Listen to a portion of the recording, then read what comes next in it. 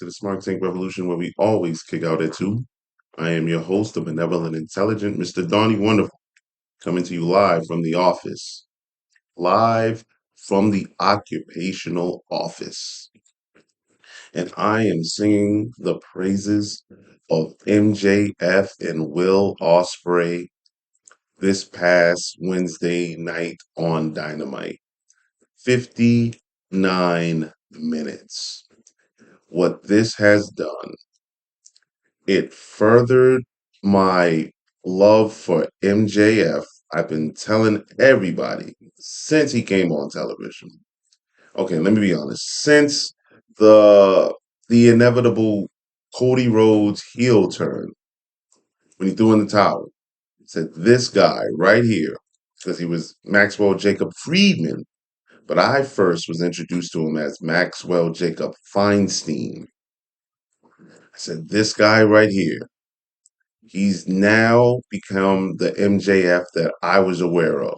That this guy is the future. He's the best heel in the business. And over the years, he's been able to prove that. And he was able to further that stance and claim in his absence. Even as a babyface, he does it all. And Will Ospreay, the self-proclaimed best wrestler in the world. Well, I have been very impressed with Will Ospreay. I have to be honest. Um, I knew of him, but never really paid that much attention to him. I must say, two thumbs up, both of these guys. A different style of match. MJF, not so much. There's a lot of psychology in MJF's in his matches. The things that he does when the baby, especially working as a heel. This is why I love MJF as a heel. When the baby faces set him up for those high impact spots, he'll either roll out the ring or, as you may have seen this past Wednesday, he'll roll off the table. Everything is done with immaculate timing. And even he said it in his promo before he quit. You guys remember that? He draws us in and doesn't have to do very much to get that job done. And this is true. Very true. MJF is solid. And you know what? I understand now, even now, more so than ever. Sorry. I understand why we should only be able to pay to see MJF. He can come in and shake up a show with just a promo. And I love that about him. And when he wrestles, it's the lunar and solar eclipse together. You want to get your ass in on your couch in a seat to see it. And it works 100%. MJF is the man. My esteemed colleague, Mr. Joey Business, would thought that his title reign would be the WWE killer. Shout out to you, Joey. I think what it did was further cement him as a star and the future of this business. And what he says, a generational talent. Absolutely true. Will Ospreay, what this did, seeing him wrestle this style, he was, I thought, more so on a leash here. And he worked psychology, which I haven't really seen him do. And he had it was kind of like a road trip, right? Let's say I guess for geographical purposes, where I am. So Boston and New York. I do that trip in my sleep thousands of times. From Boston, also from New York. Go figure that. I split time between both of these beautiful states and driving. Okay, uh, Boston to the Connecticut state line should take me 45 minutes to an hour, depending on traffic. Connecticut to the New York state line should be an hour and 45 minutes to 2 hours, right? Door to door, I've typically, the fastest I've been able to get from Boston to Manhattan is about 3 hours and 15 minutes door to door. That was the fastest. On average, hang in there with me.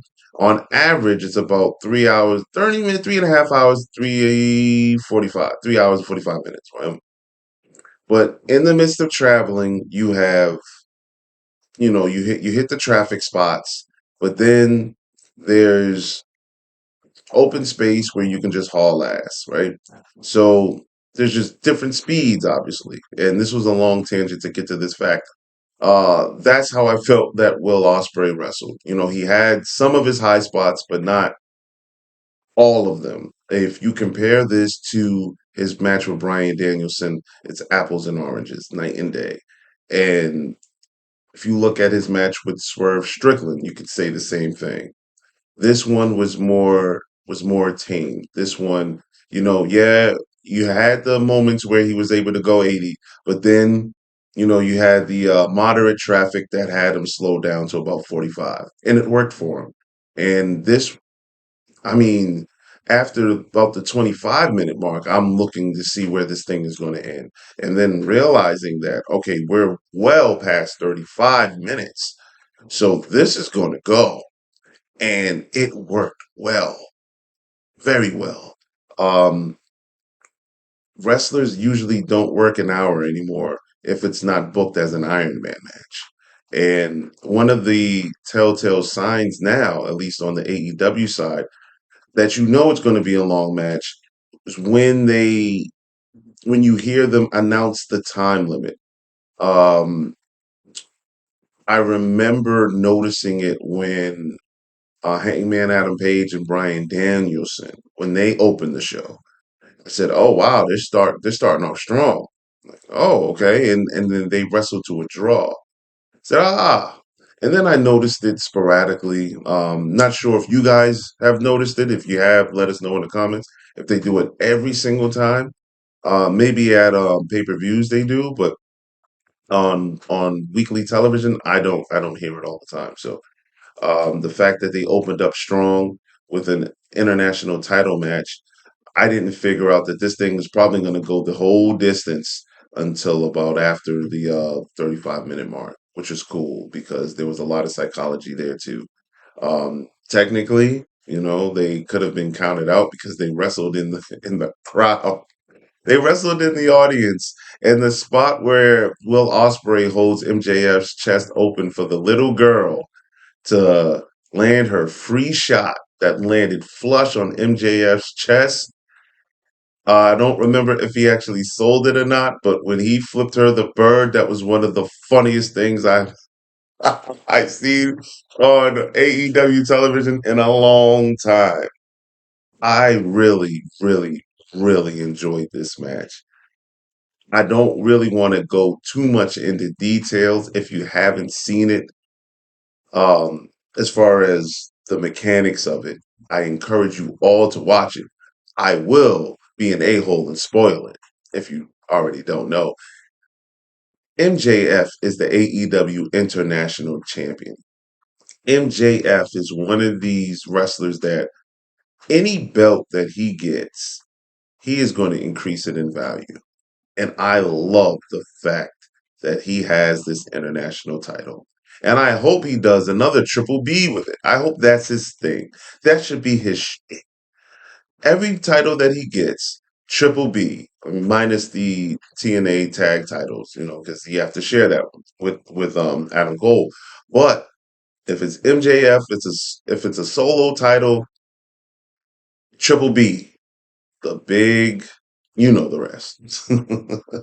The big Burberry belt. I wonder where he got that from. We have photographic and video evidences of it. But yes, what did you all think of that match? I thought it was a Dave Meltzer 98 star classic. Tell us rather what you thought. Please like the video, accept our invitation to subscribe to the channel, and we will have more content flowing abundantly from here to eternity. Donnie Wonderful signing off.